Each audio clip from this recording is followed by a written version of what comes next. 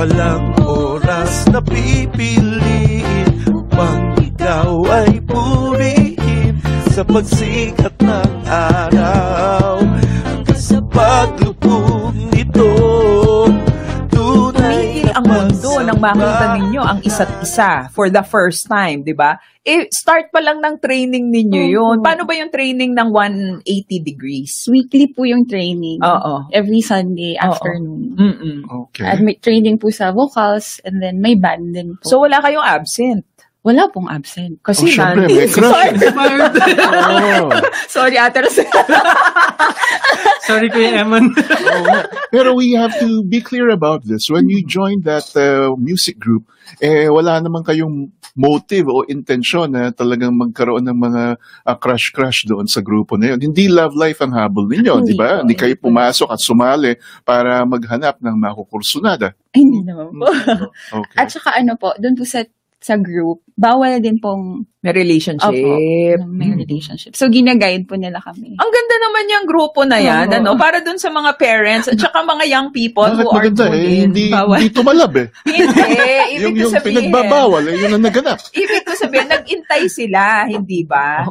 Ikwento nyo nga sa amin, ang 8-week training na iyan. Paano ba, ano yung mga ginagawa ninyo sa 180 degrees?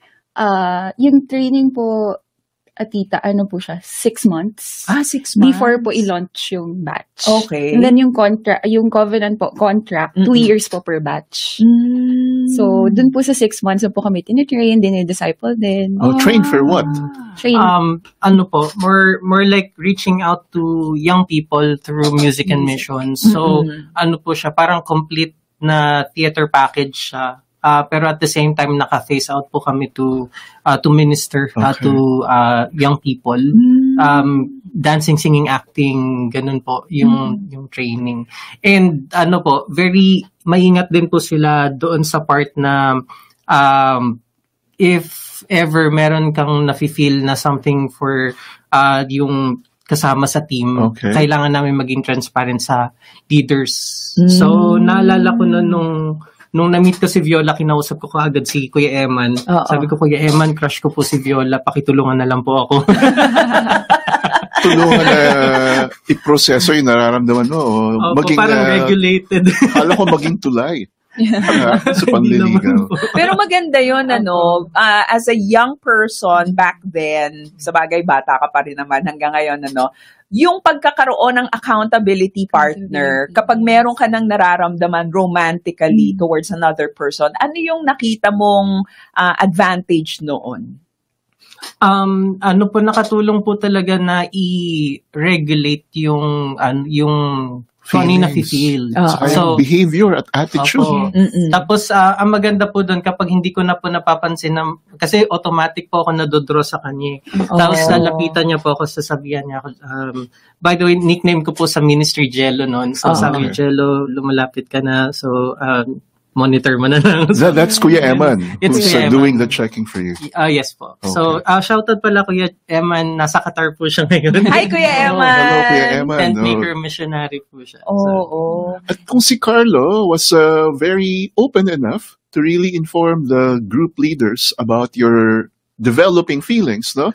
What about si Viola? Ako po puro deny. Tinago. Okay. Hindi mo sinabi. Hindi ko rin po agad sinabi kay Ate Rosel sa disciple ko po. Kaya ko naman po kasi siyang i-deal on my own. Tapos that's what you think. Yeah. Akala ko po noon. Kinaya. Pero po naka-help din po siguro dahil pinapag-pray ko po. Then every time pupunta po ako doon, I pray and sinasabi ko po kay Lord, kayo yung focus ko. So, ayun na nga, naging mas intentional ka na i-distansya ang sarili mo from Jello, Carlo. Naramdaman mo yon nung dumidistansya sa'yo si Viola? Yes po, kasi naka-help siya ng malaki para hindi po mag-develop yung feelings. Tapos, with the help na rin po nung discipler po namin, yun po, doon ko po na-learn kung paano i-distribute ng tama yung treatment. So, na walang special treatment sa lahat ng mga girls. Kasi nag-work na po ako noon as a high school teacher. Tapos siya naman po nagtuloy siya sa batch 6. Okay. Tapos, during those times po, parang somehow parang nag-sleep yung feeling. So, may ganun pala, no? Nag-hibernate daw yun, no? Parang, Natulog. parang kumbaga sa computer, naka-sleep mode. Yes. Switch off ng konti. Oo. Nalungkot ka, Viola, nung natulog ang damdamin? Hindi po, tita. Hindi. Bakit? Hindi naman sinabi sa kanya yun eh. No, isa-switch off ko muna.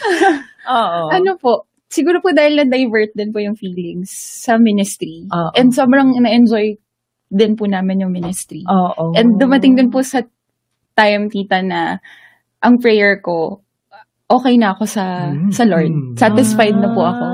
So parang may mga churchmates po ako pag tinatanong ako, hindi na ako mag-aasawa, okay na ako kay Lord. Parang sobrang satisfied na po ako dun sa love ng Lord sa akin. As in, ano yan kasi yung iba nagsasabi lang, hindi na ako, okay na ako. Okay na talaga ako. Satisfied ako kay God. Pero deep inside, parang in denial. Parang sinasabi lang niya yon, parang gustong ibudol si God.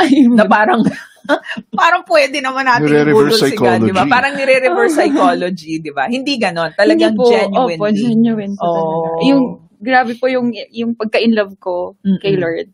That time na, okay po ako kahit hindi. And then focus po ako sa ministry. Time, na-enjoy ko po kasi yung friendship ko kay Viola. And kung babalikan po yung relationship namin during batch 5, parang considered ko siya as one of my really best friends or close friends. Kasi siya lang yung madalas na sasabihan ko na kung ano yung talagang sino ako. Okay. Ayun. So, nung nasa ministry na po ako with them sa Cambodia, hindi ko po napapansin na sinabi po nila sa akin na okay naman yan. Pero tapusin muna natin tong ministry na to. Sa Cambodia. May blessing na. Pero may mga conditions pa rin. So, nag-lay down ng intention. Yung proposal, yan, interesado akong malaman. Kailan nag-propose? Nag-propose po siya sa Antipolo, Cloud9. Yung may bridge po. Doon sa bridge? Yung hanging bridge. Tita, ano niya po ako, pinadaan niya muna ako, sigaw ako ng sigaw. Tapos galit na ako. Pinalakad ka sa Dito, ito ko ako sa height. Nung nandun ako sa tuktok, talagang, doon po siya nag-propose. Pagkatawid mo? Pagkatawid ko po. Ginalit ka muna. Ginalit niya po muna ako. Anong linyahan dyan?